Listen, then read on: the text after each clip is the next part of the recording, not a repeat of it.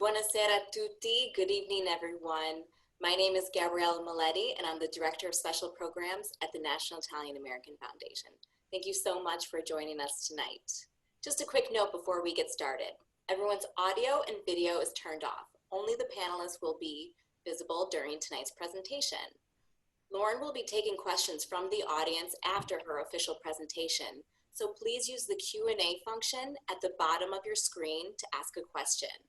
And lastly, we'll be recording this session tonight and we'll be sending you the link tomorrow via email, so be on the lookout for it. And with that, I would like to introduce you to NIAF board member, Anthony DeSandro. Anthony, take it away. Thank you, Gabriella. Hello, everyone. My name is Anthony DeSandro, and I am honored to present to you tonight the Your Italian Passport, Successfully Navigating the Consulates, What to Expect Before, During, and After Your Appointment with Lauren Hopkins. This is a virtual event brought to you by the National Italian American Foundation. NIAF is a membership-based, nonpartisan, nonprofit organization which was founded in 1975. NIAF's mission is to preserve the Italian American heritage and culture, promote and inspire a positive image and legacy of the Italian Americans, and strengthen and empower ties between the United States and Italy. We are based in Washington, D.C., so we're very excited to host virtual events because now we can share information and engage with other Italian Americans from all over like never before. Our past and future webinars can be found on our website, www.niaf.org. As a result of the pandemic, NIAF's traditional sources of revenue are on pause. So we really thank you for joining us tonight, and it's supporting our important mission. And with that, I'd like to introduce dual citizenship expert and attorney, Lauren Hopkins. She's the founder of Your Italian Passport. She will be presenting tonight's webinar. Your Italian Passport is a US-based company offering comprehensive services for Italian Americans seeking to obtain Italian dual citizenship. Whether you're hoping to determine if you're eligible for Italian citizenship, in need of professional review of your application materials, or looking for a company to handle your application from start to finish, Your Italian Passport is here to help. Lauren is an Italian American practicing attorney. She's licensed in New York, Florida, Washington, D.C., with a thorough understanding of the ins and outs of the Italian dual citizenship application process, including collection of U.S. vital records, the research and procurement of naturalization documents, and the affixation of Apostilles required for recognition of foreign records by the Italian government. Lauren is a longtime friend and supporter of the foundation. For years, Your Italian Passport has been offering discount for their services to NIAF members. So after this session, if you want to hire Your Italian Passport, please make sure first to become a NIAF member in order to get the discount. And without further ado, I'd like to welcome Lauren Hopkins. Lauren, how are you this evening? I'm fine, Anthony. Thank you so much for having me. Thank you to NIAF. Good evening, everyone. Welcome. Welcome back to many of you. I'm sure this may be, for some of you, not your first webinar. As many of you may have heard on earlier occasions, my name is Lauren Hopkins and my company is Your Italian Passport. I, at one point, was in your chair, embarking on this process myself, along with my mother. We became Italian citizens together many years ago, and during that process, I realized that there was an opportunity. Hence, Your Italian Passport was born, and here we are today with the exciting topic of navigating the consulates, something I get probably the most questions about of all of the topics that we have covered this summer. And so I am ready to dive in whenever you are, Anthony. Okay, yeah, and so, I looked at, your website and everything you do, and this does seem to be kind of that last step you have to get through. So, who needs an appointment at the consulate when you're going through this process? Does everyone, or is it, does it differentiate where you are? Right, great starting point. So anyone who is 18 or over and wishes to be recognized as an Italian citizen must have an appointment in their name. Minor children, and those children must also be 18 at the time of the parent's appointment, do not need an appointment in their name, nor do they need to accompany the parent to the appointment. But again, everyone in the family who is an adult and wishes to be recognized as a citizen must have an appointment. That is to say that you cannot all appear together using a single appointment, even if you live in the same consular jurisdiction and are using a single set of records. We'll get into greater detail about that as we go, but just know that if every family member 18 or over must have an appointment in their name. Yeah, and the other thing too, a lot of people I know would have this issue. I mean, we're lucky here in Philadelphia where I'm at. We have a consulate office, but how do you determine if you're in the Midwest, out west, where your consular jurisdiction is, where you reside? Right, so the consulates are divided geographically.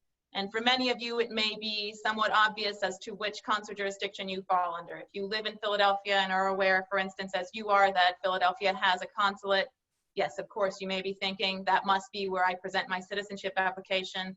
That is correct. So you should be aware, you can present a citizenship application anywhere in which you can demonstrate residency, meaning a driver's license and a utility bill in that consulate's jurisdiction. To determine which jurisdiction you live under, I suggest a simple Google search or working with a third party such as myself to help you identify that. But if you were to simply Google the Italian consulate that you think is closest to you, on all of their websites, they will have their jurisdiction listed, which states fall under it and which do not. As I said, this may be obvious for many of you. Some of the jurisdictions are not as obvious. For instance, Chicago covers a large portion of the United States, as does San Francisco, and folks may not be aware that they fall under those two jurisdictions. Something else to keep in mind, there are only two states which are divided between multiple consulates. Those are California and New Jersey. Northern Californians will go to San Francisco. Southern Californians will go to Los Angeles. Just as in New Jersey, northern folks who live outside of New York, for example, will go to the New York City consulate, and the lower part of New Jersey, the southern counties will go to the Philadelphia consulate. But the takeaway is, look up what you think is your local consulate. If that's not it, there will be links to the other consulate websites. And is it simply just, picking up the phone and making an appointment? What's the wait time? I got to imagine that's, difficult to obtain sometimes. What's your experience there? Yes, this is really probably the #1 question that I get. So how do I book an appointment and why is it so difficult to do so? So taking that first portion of things, how do I do it? All of the consulates, the big 9 and the embassy, as I refer to them. So they're a little note here. So there are vice consulates throughout the country. If you live in Seattle, there is a vice consulate there. Those vice consulates are not qualified to review citizenship applications. So our Washington state residents would go to San Francisco, for example. Keep that in mind. Only the big 9 and the embassy can process citizenship applications. How to book? Thankfully, all of them have now at this point converted over to an electronic calendar system that they refer to as the Prenota system. Okay. You can find the Prenota calendar for your consulate by simply Googling the word Prenota, P-R-E-N-O-T-A, and the city in which your consulate is located. Example, Chicago. Prenota Chicago will bring you to the Italian consulate for Chicago's electronic calendar page. You will first register there. Registration is fairly straightforward. It will prompt you for some basic personal identifiers, and you will create an account using an email address and a password of your choosing. At that point, you can theoretically book a citizenship appointment by navigating to My Reservations and selecting citizenship. But that's, in many places, theory only. We'll get into greater detail as we go as to how exactly do I do this here and why is it so difficult in some places. And I love that word, Prenota. I'm going to use that right. in a couple of, that's great. Which consulates are allowing appointments at this time? Have there been any changes because of the COVID-19 pandemic? Is it harder? I mean, or any restrictions that you're seeing out there based on your experience? Yes, things have changed dramatically. So something to be aware of right now, coming back to appointment booking in just a moment. Many of the consulates are not seeing people in person at this time because of COVID-19. There are a few exceptions. To my knowledge, it's just Boston and Philadelphia, possibly Detroit. The others are receiving mailed-in applications. This may be a process that we continue in indefinitely. I don't know that we will ever go back to in-person appointments. Your guess is as good as mine as to what does 2021 look like. 2020 has been a surprise to all of us. So if we will go back to in-person appointments is as much a mystery as it is to anyone else, to me as it is to anyone else. In terms of who is currently allowing appointments to be booked, the following consulates are currently permitting scheduling: San Francisco, Chicago, Detroit, Boston, and the Embassy. The consulates which are not permitting appointments to be booked as of today, September 15th, 2020, are New York City, Philadelphia, Miami, Houston, and Los Angeles, all because of COVID-19, all of which are indicating that they intend to permit scheduling again at some point in the future, some of which are saying that could be any day, some of which have indicated that could be quite a while. For instance, Philadelphia has recently advised that they will not be permitting new appointments to be booked until the summer of 2021. Wow. Could that policy change between now and then? Absolutely. So stay tuned to your consulate's website, to the Prenota page, or to, for instance, the social media of your Italian passport. We will be updating that as changes go on. Are there any tricks to, securing a date on the Prenota calendar that you can say? And do I need to confirm the appointment once it's booked, assuming I can get an appointment? Right, sure. So tricks of the trade. A few things to keep in mind. New dates typically typically are released on the calendar at midnight Italy time. So you need to ask yourself, based on where I live, what time is that for me locally? For East Coast folks, that's typically 6 p.m. For West Coast folks, that's typically 3 p.m. If you live in the mountain time zone or in central time zone, make those adjustments accordingly. A few real insider tips. So the big three that I find most problematic: San Francisco, Houston, and Boston, taken in that order. San Francisco, it might seem like you can't book an appointment there. The calendar is functional. It's just that challenging to use. So new dates released Monday to Thursday at exactly 3 p.m. local time on the West Coast. You want to be logged into your Prenota account, navigated over to the calendar page on which the new dates will appear, and ready to refresh your screen. Yes, I realize how petty all of this sounds. It is, in fact, as petty as it sounds coming out of my mouth. You will succeed. You are not necessarily going to succeed on the first try or even the first 20 tries, but practice makes perfect, and the calendar is working. Similarly, Houston, when they restore the functionality of their calendar, it has historically been that new dates are released on Wednesdays and Sundays at midnight time, which is 5 p.m. local for most of the people that live in Houston's jurisdiction. Little tip: Sunday is better than Wednesday, because on Wednesdays, everybody's staying late at work just after 5 p.m. to try to book that appointment. So try on Sunday when everybody's watching football. Go check out the Prenota. You're more likely to have success that day. And for my grand finale, Boston, which for anyone that lives in the jurisdiction of the Boston consulate, you know how brutal this is. New dates are released only on the first Monday of the month, assuming that that Monday is not a holiday like it is in September, in which case it's the second Monday of the month, at exactly 4 p.m. East Coast time. You will get a month's worth of dates. Wow. They will be gone in 2 to 3 minutes. So again, practice makes perfect.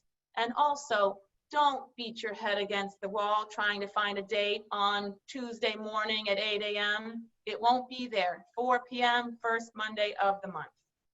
You get what you get, and that's it, right? Whatever appointment you It can book. really is challenging to the extent that the difficulties of booking are communicated in this webinar so that maybe we can affect some change. Yeah. I really would welcome that. So everybody say it loud, say it proud, write to your consulate if you feel like you're encountering technical difficulties. The more people that write, the more likely we are to get a change to the system. Okay. This may sound like a dumb question, but what do I wear to the consulate? Do I, should you wear a suit? Does it really matter? Casual? Anything I should bring with me? What's your advice there? In terms of dress, business casual is more than okay. Everyone asks me that. It's not a silly question. This is a first-time experience and probably a once-in-a-lifetime experience for most people going through it.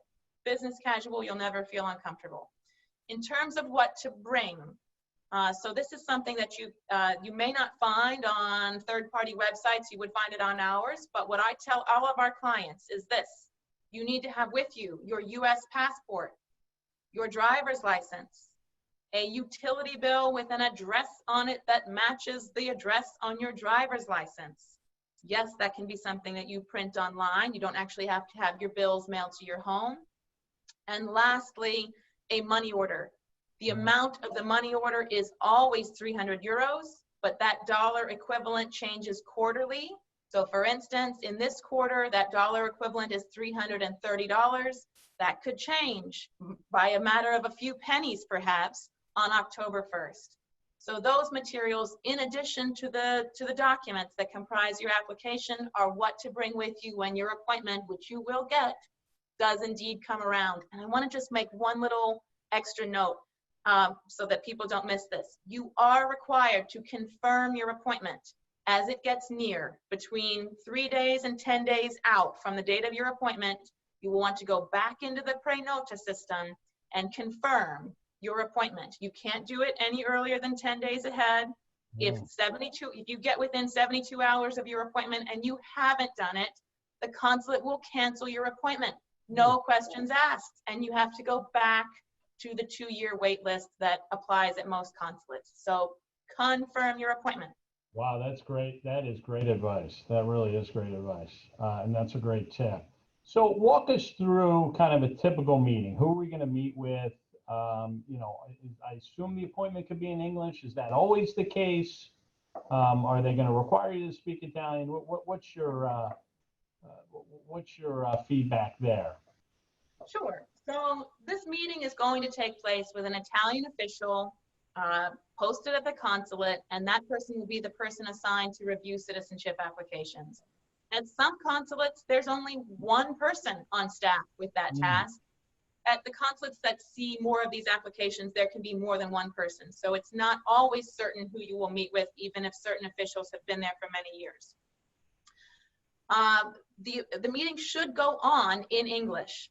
They, being posted here in the United States, an English-speaking country, are required to be fluent English speakers, and most of them are. Most of them are excellent English speakers, and you will have no issues. If you wish for the meeting to go on in Italian, that can happen. That is your choice, though I realize 99% of viewers, if not all of us, would prefer to conduct this government business in English, which is perfectly okay.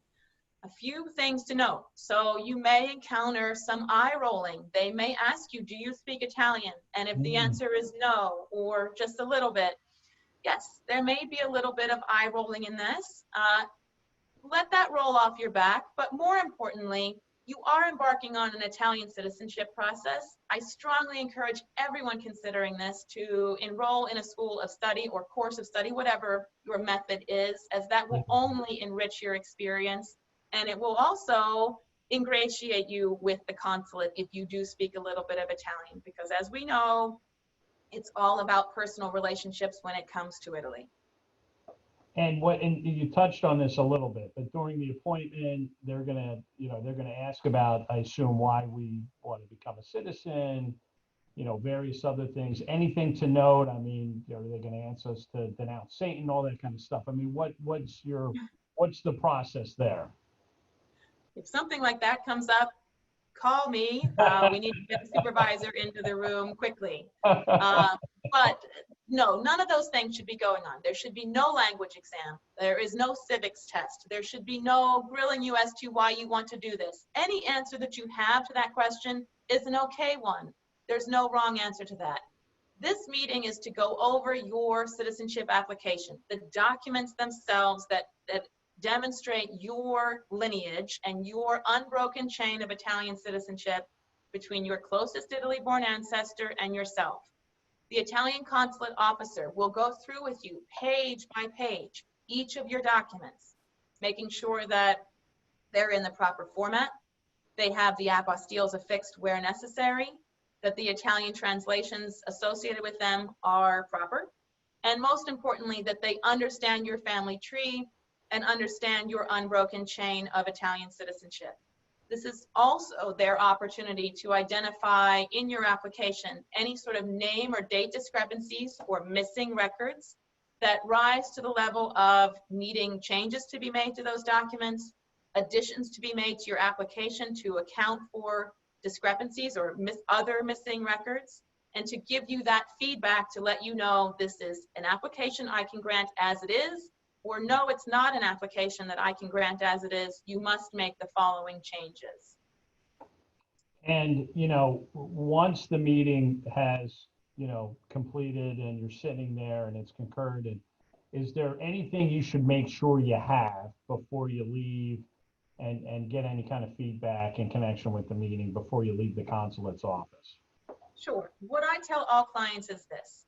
You want to leave there knowing the following: the name of the person who reviewed your application, how to get in touch with that person. If you have any follow-up work to do you reach them by email? Do you reach them by phone? If a file number has been assigned to your case, which can be the case even if there is post-appointment work for you to do, your documents will be held on file at the consulate and a file number may be assigned. Make sure you know what that number is.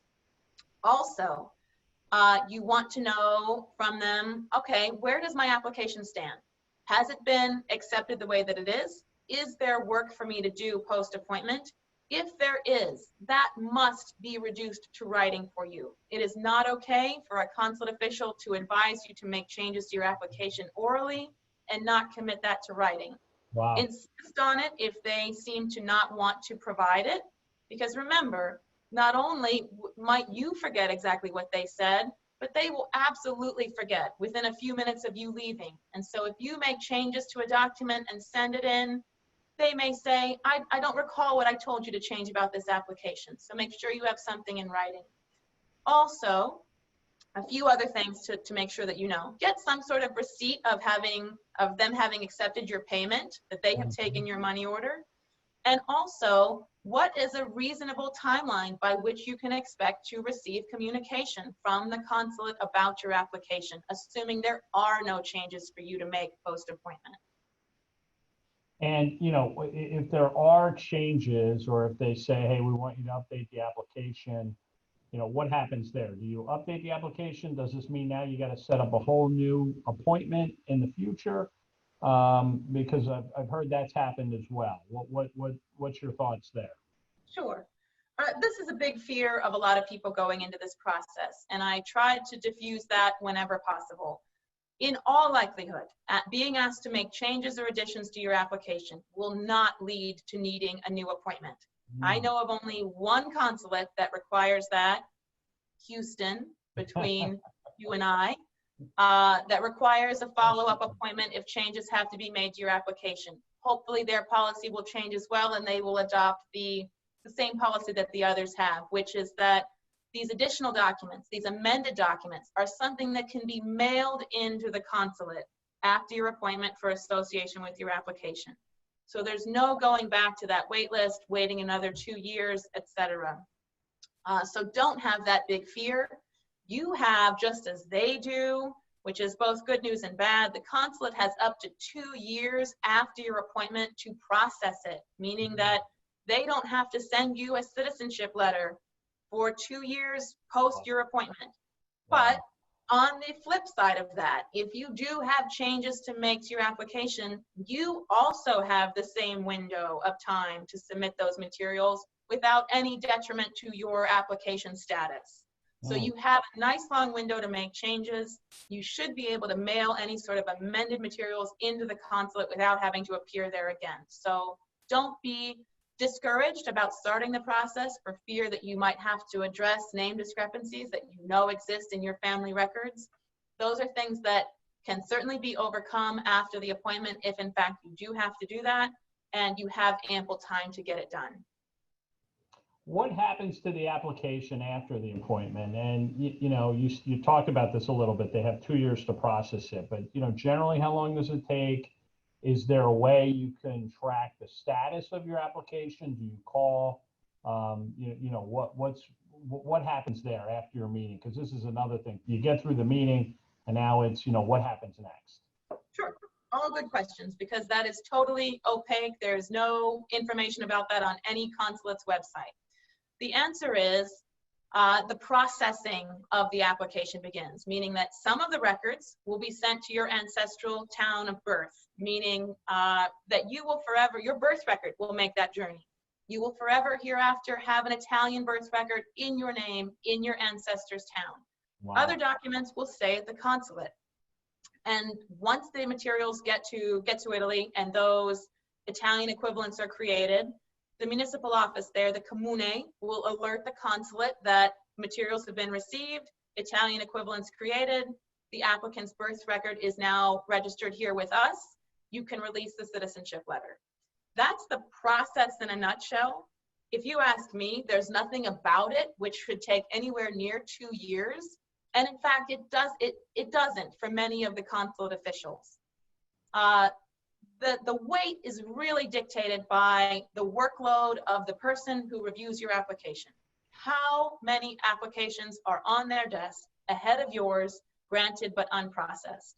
There are certain consulates which are very caught up on their work.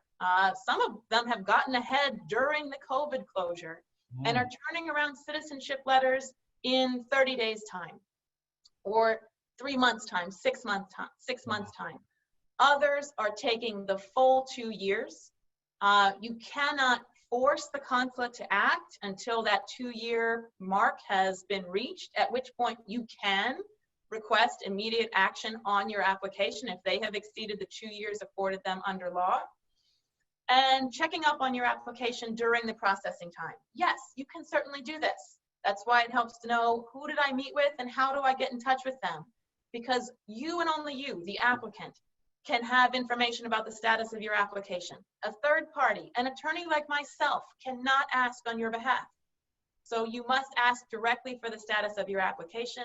Yes, you're likely to receive some sort of dismissive email that says, an auto reply that says, we won't be getting back to you about this.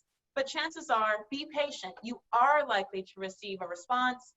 And especially if you have given your consulate officer the amount of time they asked for, the 6-month window, the 9-month window that they anticipated they needed to do the work, and that has come and gone, send them an email. The squeaky wheel does get the grease, quite frankly. So send them a little note. Sometimes that can really help move things along. That's a great point, because a lot of people I would assume are hesitant to follow up and do that. So I think that is You'll never be punished. No one will ever be punished for inquiring about the status of their application. Never. That's an excellent point. Okay, so now you received the citizenship letter, and what's the process to now get an Italian passport, which I'm sure is kind of an amazing process once you receive it. How long does that take? Great, yes. So the citizenship letter concludes the citizenship process. It will recognize you formally as a citizen, and you have the right to never collect a passport. That can be the end of the road if you wish, but for most, it is not.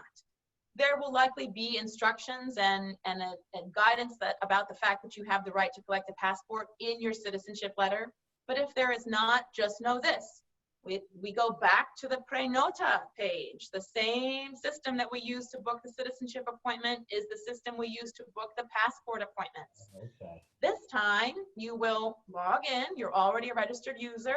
You'll navigate to make my reservation, and this time you book a passport, not a citizenship appointment. The wait list should be far shorter than the citizenship wait list.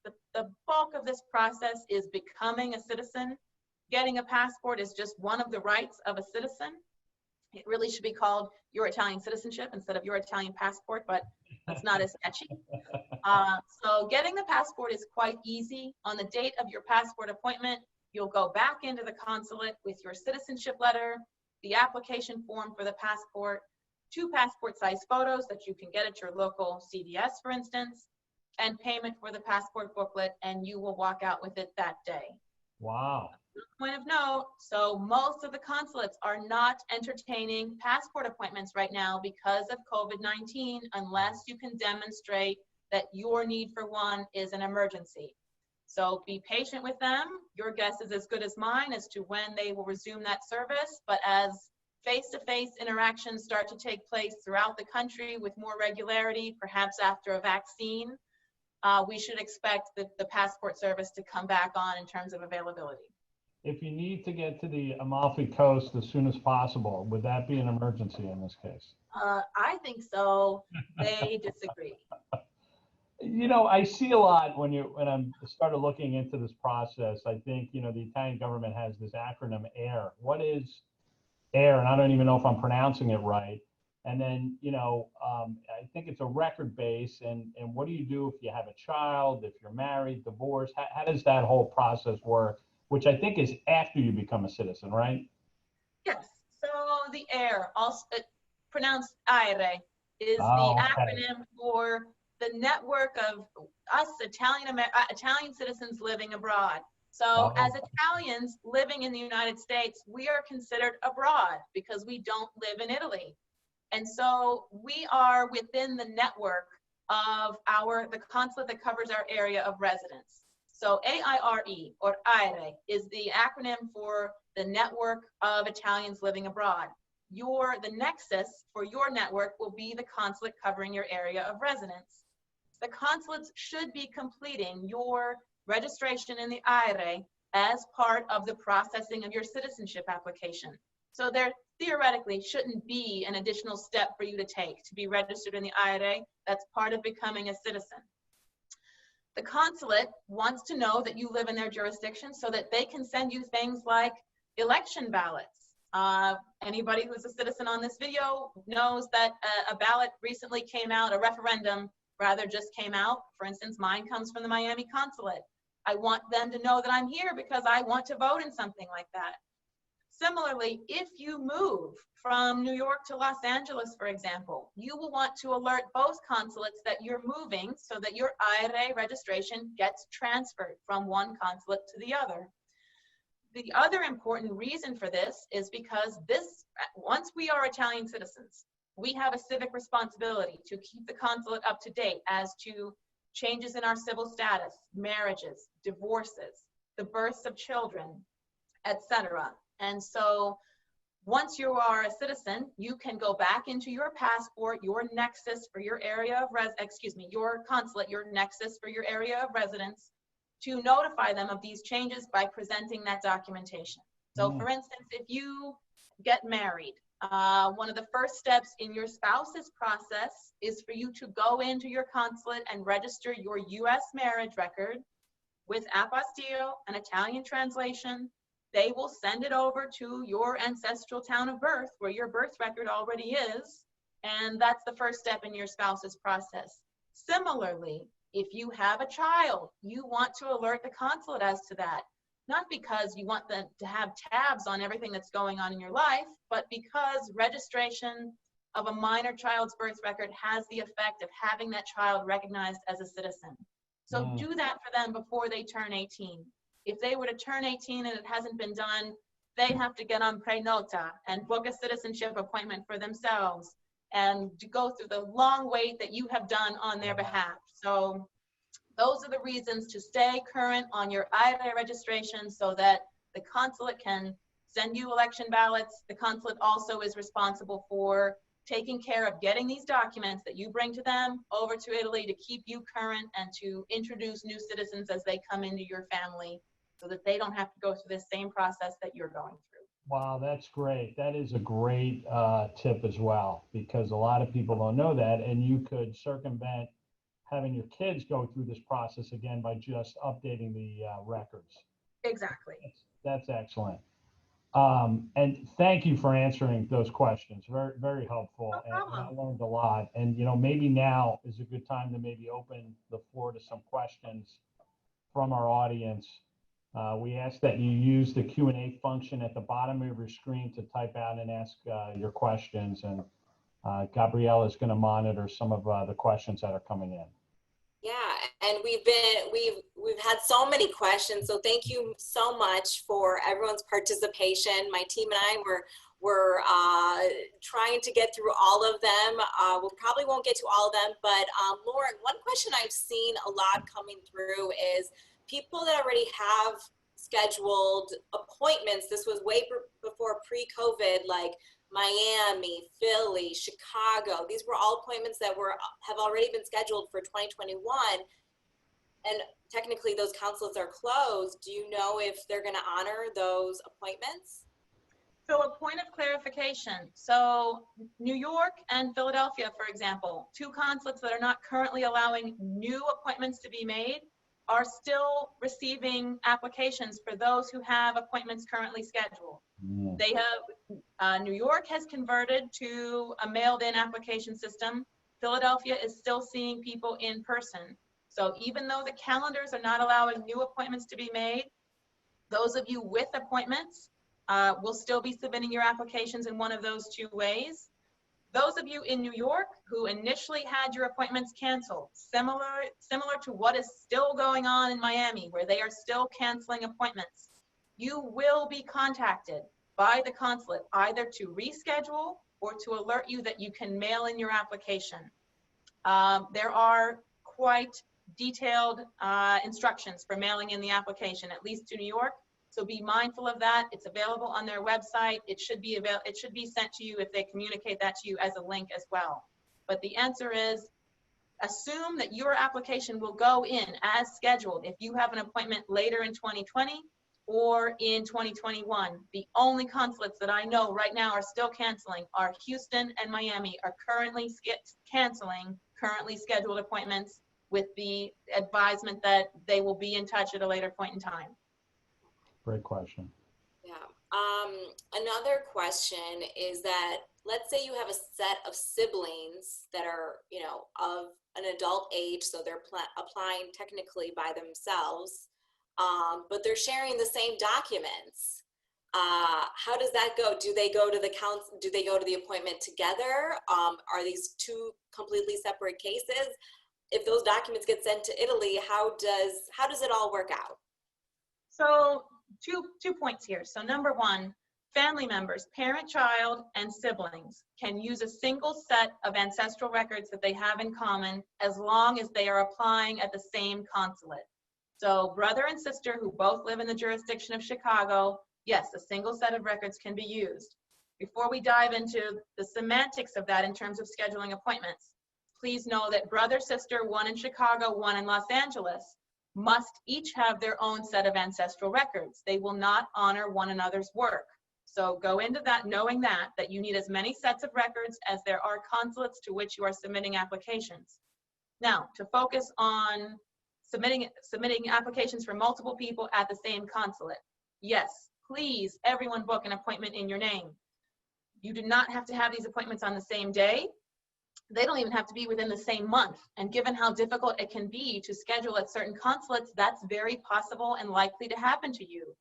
It's my advice to all of our clients. This is a little bit of a pre-COVID advice. It has been our advice in the past, pre-COVID, that every family member will attend the first appointment, that you will go in and essentially ask for forgiveness, not permission, that, hi, we are father and daughter, along with daughter's brother, and we're here with the same family history, a single set of records. If they see that you've all taken the time to book the appointments, it has been our experience that many of them are quite forgiving and in fact realize the efficiency of meeting with you simultaneously. I can't guarantee that will happen, but I can guarantee you that if you have not booked those additional appointments, you are likely to be punished for that and the other family members told to come back at a later point in time. to go into your question, what if the application is and daughter doesn't have an appointment for a year? Will that delay the processing of dad's application? No, dad's application can be processed. Enough materials will be kept in copy at the consulate that daughter can come in at a later point in time and say, my father is, his file number is this, I am here to add materials to it that are unique to me. So dad's application, no need to delay it. Go ahead and tell the consulate, please process this. Daughter can come in at any later point in time. Okay. And, speaking about these consulates that are not taking appointments, Emily Martin asks, can I go to a different consulate that's out of my jurisdiction? Can I travel for this? Unfortunately, no, unless you have a second home somewhere. So again, the first thing that you will be asked when you go in the consulate door is, show me photo ID and a utility bill that demonstrate you are a resident in this jurisdiction. So if you can pull that off in multiple jurisdictions, yes, nothing is stopping you from applying at that other place.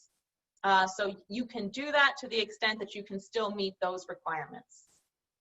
Okay, good to know. We received a question from Kathy Blancato. You said that you mentioned that the embassy in DC is accepting appointments. Is it the actual embassy or the consulate in DC? So there is a consular office within the embassy in DC. So that office receives the citizenship applications. They have so there's not a separate consulate from the embassy. It is within the embassy. If she was wondering, am I looking for a separate consulate than the embassy? No, you're not. The consulate is within the embassy. They have a very small jurisdiction, District of Columbia, Montgomery County, Maryland, Prince George's County, Maryland, Fairfax, Alexandria counties, Virginia. But yes, if you live within one of those, the embassy is the place to which you will submit your application. Okay, and just a clarification, we did get a couple questions asking, when you do bring the money order is in US dollars, correct, and not in euros? That is correct. Yes, bring that. You won't be able to get a money order in euros from your local bank, so you'll get that in the dollar equivalent. A money order versus a cashier's check. So some of the consulates make it very clear on their website how to make them the payee for banking purposes. If you know that information, you can get a cashier's check from your bank. If you don't, and it's always my advice, you can get a money order. The difference between a money order and a cashier's check is that you don't have to identify the payee on a money order. You can get that from your grocery store, the post office, your bank. Take it in with you blank. Let them tell you right then and there what the wording that they use for banking purposes. There's nothing wrong with doing that. But yes, it will be in US dollars. Okay, great. And I just lost it. Okay, so so when you do change jurisdictions, is it the same? Do you go through the same? Do you fill out the same form online? If I understand correctly, different consulates require different kind of documentation to prove that you did change residencies. Is that true? So you should go to the consulate's website of your jurisdiction to find out how to actually transfer your residence? It's not a bad idea. In theory, the forms should be exactly the same, but the truth of the matter is that I find the consulates do not have much uniformity between them. So even changes to font can upset their apple cart. So yes, get the IRA registration form for your new consulate from their webpage. Alert your old consulate you're making this move. There should be internal communication between the two of them, but ultimately your new consulate will want to see your new IRA registration form. Use the form that's on their website, not on the old consulate's website. They are typically in both Italian and English simultaneously on the same page. They're very basic. It's basically address information, date of birth, things like that. It's very straightforward to complete them. Okay, thank you, Lauren. And Nancy Valentino has a question. Her sister and she and her sister are pursuing dual citizenship. They understand that they each need an appointment, but she lives in northern New Jersey, so under the New York City jurisdiction, and her sister's in Washington, D.C. Can they apply together at one consulate, or do they have to have separate everything? So Nancy, the short answer is probably no. That if you live in two different places, you will need two sets of ancestral records. You'll take your application to New York, your sister will take her application to the embassy in DC. That said, if you think that you can demonstrate residency, for instance, at your sister's address, if you were able to obtain a photo ID and a utility bill or bank statement in your name with that address, there's nothing stopping you from going into the embassy with her, or vice versa, from her going in to the New York City consulate with you if she were to do the same. So again, this really hinges on a photo ID with an address in that consulate's jurisdiction and a utility bill to support the fact that the ID is current. Okay, great. And Tony Costa asks, you mentioned that you need to verify your appointment online a few days prior. If he made an appointment over the phone system last year because LA did not have the prenota online, how can he verify his appointment? Yes, great point. So no, if you made your appointment through something other than the prenota system, which you are correct, Los Angeles has been new to that. Then follow the instructions in the email confirmation you should have received when you made that appointment. They should have sent you something in writing following the phone conversation. In all likelihood, it's an email. Any instructions therein for confirming in advance should be followed. If there are no instructions, I would say, to be on the safe side, I would forward that email confirmation that you received to the citizenship office in Los Angeles. You can find that email address on their website, or quickly, it is losangeles.cittadinanza, which is the Italian word for citizenship. Everyone should learn that word, cittadinanza, CITTADINANZA. So losangeles.cittadinanza @esteri, ESTERI.IT. Send an email to them. Let them know, is there anything I need to be doing to confirm this appointment? It is my intention to appear. Okay, and speaking of cittadinanza, Vincent Zeccola is one of the lucky and was granted Italian citizenship 2 years ago. Congratulations. However, COVID has delayed his passport appointment. Is there a time limit in obtaining the passport? Unfortunately, no, not that I am aware of. So because this is all falling under pandemic precautions, I think they have the right to say we are not entertaining any sort of in-person appointments that are not absolutely necessary. Italian passports cannot be issued through the mail, because unlike our US passports, the Italian passport includes the thumbprint. So you must go into the consulate and submit your thumbprint in order to have it generated, which is why you can't do this by mail. So no, unfortunately, I think we are stuck in this posture until COVID things improve and the consulates feel it is safe to begin in-person services again. Okay, but again, he can apply when it comes up again, when they start to get appointments, he can apply, no problem. There's no expiration date. No problem. The delay is strictly a COVID one. Okay, thank you. Michael Monotopoli asks, so should he book the appointment first and then start collecting all of his documents? Yes. That we're there really is only one exception to this. So all of the consulates have 18-month plus wait lists, some of them a lot plus. The exception is the embassy in Washington, D.C., which has such a small jurisdiction that they have a very short wait list. You will not have enough time. If you ask for an appointment today, you're likely to get it this fall. That is not enough time for most people to build this application, to collect the materials, affix the Apostilles, translate everything into Italian. So at any of the other consulates, do not delay booking. Do it now. Get something on the calendar, get that clock ticking. It should be enough time to build your application after the fact, with the exception of the embassy in DC. Great advice.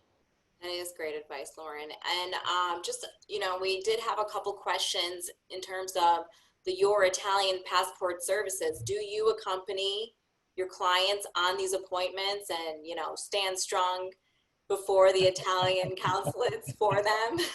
I have done that on occasion, particularly in Miami. That's the closest consulate to me. I have had occasion to do that. It's a lot of fun, and it's a moment of celebration that we all get to have together. And also sometimes I have to put my bad cop hat on and let them sort of seem like the reasonable, wonderful person, and then I'm the one insisting on this and that and the other thing. Yes, I have done that. Given that so many consulates have switched to mailed applications, I don't see this happening in the foreseeable future. Also, because there are such, even on the consulates that are still seeing people in person, it is very restricted as to who can go in there. So only the named applicant can go in. No third party is certainly able to come in given COVID restrictions at this time. So unfortunately, I don't think that may be something I can do in the months upcoming. Well, and speaking to that, Lauren, we do have some fan mail. Thomas Kulkazi says, I've been working with Lauren in Houston, and I just last month got my Miami appointment, which she does not know, and I'd love for her to know. Great. Yes, hi, Tom. I'm so glad to hear that. That's wonderful news. So, yes, so Tom has really been on a hellacious road. Ran into some really difficult personality in Houston. Houston again. I know. I think I'm making it clear that I'm waving the flag, but and in the meantime, Tom has had a personal move and is transferring to the Miami jurisdiction, where I think he will have a much greater success. Plus, I'm picking up on what Tom is trying to tell us, which is that Miami must have resumed scheduling. So I'm learning something as we go. So Miami had their calendar turned off. Great news, they have it open again. So Miami folks, get on there, register on the Prenota. You should be able to book. Nice. Thanks, Tom. That's awesome. Good. And I do have a question here from Maria. She says, a few of my documents need slight name changes. Should I go ahead with make an appointment and then let them respond to this rather than waiting for a few new records, which can take couple years to even create and make? My advice is always to my clients, don't make changes to records in advance of your consulate appointment. There are a small category of exceptions to that. We'll come back to that in just a moment. But for the vast majority of you, your discrepancies are of such a nature that it's not as though the consulate can't grasp your family tree from the documents just the way they are. So they will be able to give the application the review that it deserves. If they want to request from you amendment of records, again, you have that 2-year window after the consulate appointment to do so, and you shouldn't have to go back in for another appointment. Most importantly, in many cases, we are guessing as to what the correction is that they want to see made. So don't spend money and other resources making a correction until we know it's going to be the one that they want. And in many cases, I should emphasize that I think upwards of 100% of applications contain name and date discrepancies. My own did. 90% of those will get through this process without needing correction. So unless it's something major, it's probably not going to have to require correction anyway. And you want to be sure that the correction you're making is the one that will fix the problem. So my advice is wait. There are a few situations you can run into. I think the biggest one that comes to mind is birth records of those in your direct line of eligibility. On occasion, we will see old birth records come in and there's no name for the child at all, or it will say baby girl, something like that. It's a non-starter where no reasonable person can look at the record and see whose record of birth it is. Yes, something like that. You should embark on modifying that prior to your appointment if possible. Otherwise, let it ride. Chances are you won't have to change anything. And if you do, you'll know exactly the change to make, and you've got ample time to do it. Wow. Mm. Well, Lauren, you know, this is, the consulate system sounds so complicated. So if one were to qualify by applying through the 1948 law, will they still have to go through the whole American Italian consular system to obtain their Italian citizenship? No. So those of you who fall in the category of seeking citizenship through a woman trying to pass citizenship to a child born before 1948, see the July webinar for greater details on that. You do get, the one benefit is you get to avoid all of this consulate madness. You'll be going through the court system in Rome. The courts are much more straightforward than the consulates here are.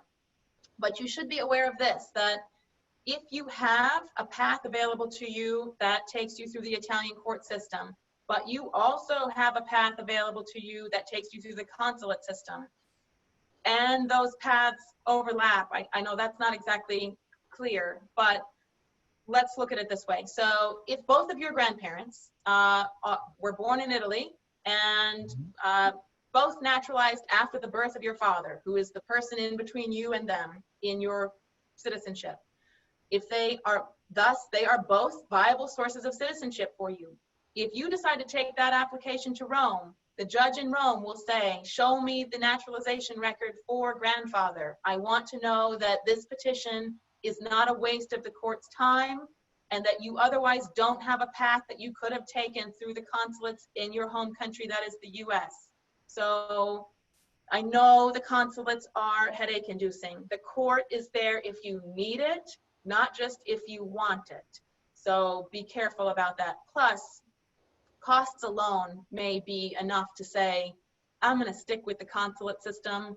The courts are there again if you must go that route, but for that reason as well, you're better off staying at home if you can do it. Wow. And, you know, this is a question, a really curious question that just came through. If while waiting for someone's appointment, or even after your appointment and still waiting citizenship, should the person, the applicant, die, would one's adult children still be eligible and be able to use that documentation? Yes. So that's a great question in terms of, will the consulate allow the children to come in and piggyback off of the application? I would assume yes. We'll come back to the technical aspect of this. The bottom line is, yes, if you are embarking on this process and your parent through whom your citizenship passes is already deceased, that's fine. That is not a bar to citizenship whatsoever. If your parent is alive and not interested in this, also fine. Your parent does not have to participate. If your parent submitted an application and then died while it is in processing, I've not seen that situation, so I'm trying to think, how would I envision this being handled? I would imagine that it is best to alert the consulate to that fact and let them know, if you live in that same jurisdiction, you are a child who was otherwise entitled to come in and bring your own materials and piggyback off of that application at any time anyway. I see no reason why you can't do that simply because your parent has passed away. And thanks, Lauren. And then just a final question. We received so many questions. Thank you so much for everyone who submitted questions. Unfortunately, we obviously are running out of time and we can't get to all of them, but I am going to just ask for a really quick clarification from Lauren that, so Francesca asked, could you please clarify what you just said about not getting the passport through the mail due to the thumbprint? Does this mean that I could pass the interview or have my documents pass, and then I won't get a passport for who knows how long due to the COVID restrictions? Is that the case? Theoretically, the answer is yes. Theoretically, that could happen, because I have no ability to predict what will go on with COVID-19 and when will we be in a position to meet with each other face to face. The distinction that I was drawing is that we, US citizens, can apply for a passport remotely. We can submit our application to the US State Department and our passport comes in the mail. We don't have to appear somewhere for renewal of that, for instance, or for issuance of it. The thumbprint is part of the Italian passport, and there is only one place where you can submit your thumbprint, and that is at your consulate. And so until they permit you to come in like that in person to submit your thumbprint, there is no way for an Italian passport booklet to be issued to you. So that's the posture that we're in. It does require a face-to-face meeting at the consulate. You will be able to get that when they begin seeing people again like that. As far as timeline, your guess is as good as mine. It is completely COVID driven. Wow. Lauren, is there anything that we, the people, can do to get these consulates open and working? I mean, is it writing letters to the consulates? I know there's a lot of people frustrated. I encourage everyone to write to their citizenship office if you are encountering problems in booking an appointment. For my clients who have been in this boat, you know, you've heard me say that if you're in one of these really challenging consulates. Yes, I do not understand why all of the consulates have not switched over to a mailed-in application system. To me, I don't understand why Houston and Miami are just outright not receiving applications right now. I don't know the answer to that. I see no safety reason why that can't be going on, just as the other consulates are doing right now. So to the extent that our voices will be heard in mass, yes, write to your consulate. To the extent that NIAF can assist us with this, please do. I don't know what sort of avenues we have, but there is no uniformity between these consulates where I think there absolutely could be. I see no reason for things not to be treated the same across all 9 of them plus the embassy, and it is absolutely not the case right now. Wow. Well, I guess we'll just we'll see what happens. We will hope that they hear us. Maybe they're watching. Maybe, you know, they will hear us in some form or fashion and realize, oh, this is how the other consulates are doing it. Maybe we should start that as well. So we're out here. We're all looking to become contributing citizens of Italy. Yes. Please let us submit our applications. Absolutely. Well, thanks, Lauren. Anthony? Well, thank you, Gabriella. Thank you for all those great questions and getting all of the questions answered, as many as we can. And first off, I want to thank Lauren. Wow, what a wealth of knowledge and sharing your expertise on how to navigate the consulate system. You should see her website and go to her website, Your Italian Passport. And on behalf of the National Italian American Foundation, I'd like to thank you, the viewers, for joining us this evening. We hope you learned a lot. I know I did. As a reminder, this session was recorded and a link to a download of the video will be sent to you within the next 2 business days. Lastly, please don't forget to check out NIAF's next virtual events at www.niaf.org. We're getting ready for our virtual gala, which is going to be great in a few weeks. And Gabriella continues to put these great webinars on. So thank you again. Grazie, buona serata. Thank you, Anthony. Thank you, NIAF. Thank you, all of those in attendance. I appreciate this opportunity, and I so welcome this, and am glad to help NIAF in this very challenging year that we are all in 2020. So best of luck at the virtual gala. I'm sure it will be wonderful. Thank you again. Thank you, Lauren. Thank you. Gabriella. Buona serata. Buona serata a tutti.